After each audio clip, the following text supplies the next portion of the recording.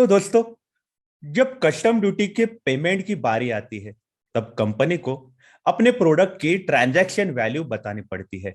Transaction value मतलब वो product बनाने के लिए लगने वाला रॉ मटेरियल, उसके ऊपर लगने वाला लेबर, मतलब प्रोडक्ट बनाने के लिए लेबर भी लगता है, वो लेबर, और साथ ही साथ तरह तरह के ओवरहेड्स, मतलब बाकी जो खर्चे आने वाले हैं, वो खर्चों का टोटल करके ट्रांजैक्शन वैल्यू निकलती है। एक बार ट्रांजैक्शन वैल्यू निकली कि उसके ऊपर कस्टम ड्यूटी का रिक्वायर्ड परसेंटेज, मतलब 5%, 10%, जो भी रेट है कस्टम ड्यूटी का, वो रेट से कस्टम ड्यूटी कैलकुलेट होती है। लेकिन एक कंपनी ऐसी है जिसका नाम है Xiaomi इंडिया। ये Xiaomi इंडिया अपने कस्टम ड्यूटी में ट्रांजैक्शन वैल्यू जो है वो कम दिखा रही थी। एग्जैक्टली वो क्या कर रही थी? वो ट्रांजैक्शन वैल्यू का अंडर वैल्यूएशन कर रही थी। मतलब क्या कर रही थी, आइए करते हैं हम उस बारे में डिटेल में बातचीत। तो नमस्कार, मैं राकेश टैक्स जंक्शन में आपका स्वागत करता हूं।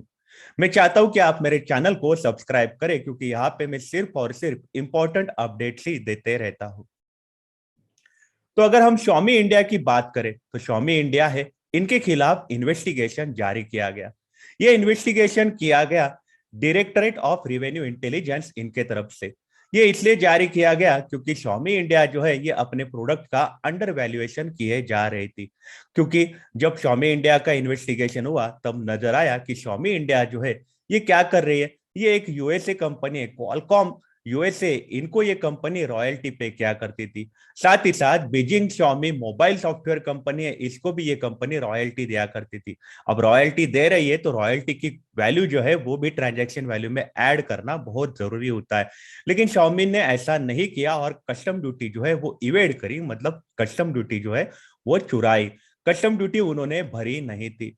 साथ ही साथ ऐसा भी नजर आया कि Xiaomi इंडिया जो है वो क्या कर रही है कि बाहर कंट्री से उनके एमआई मोबाइल जो होता है, एमआई मोबाइल ये Xiaomi कंपनी बनाती है। ये कंपनी क्या कर रही थी कि बाहर कंट्री से एमआई मोबाइल के अलग अलग पार्ट्स लेके आती थी, और इंडिया में कॉन्ट्रैक्टर्स के थ्रू ये कंपनी ये पार्ट्स का असेंबली करती थी और मोबाइल बनाती थी।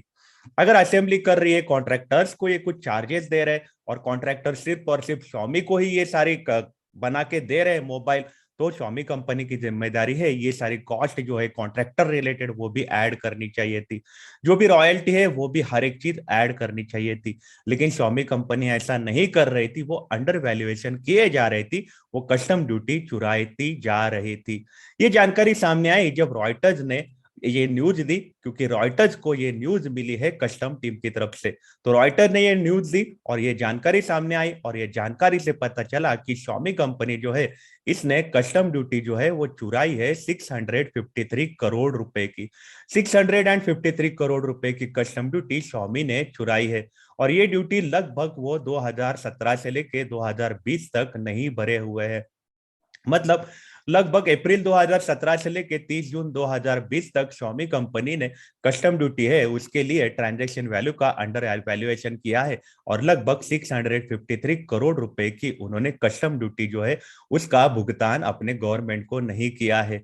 उन्होंने रॉयल्टी और लाइसेंस भी जो भी भर रहे थे क्वालकॉम को, यूएसए को, और साथ ही साथ Xiaomi बीजिंग कंपनी जो है चाइना के, उनको जो रॉयल्टी दे रहे थे उसका उन्होंने एडिशन नहीं किया हुआ था।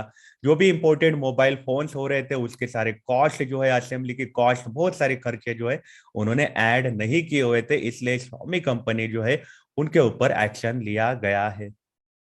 तो आपकी इस बारे में क्या राय है, मुझे आप कमेंट सेक्शन में जरूर बताइएगा। आप अपना ख्याल रखिएगा।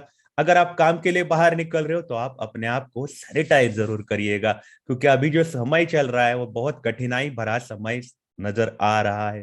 तो आप अपना ख्याल रखिएगा। Take care, have a nice day.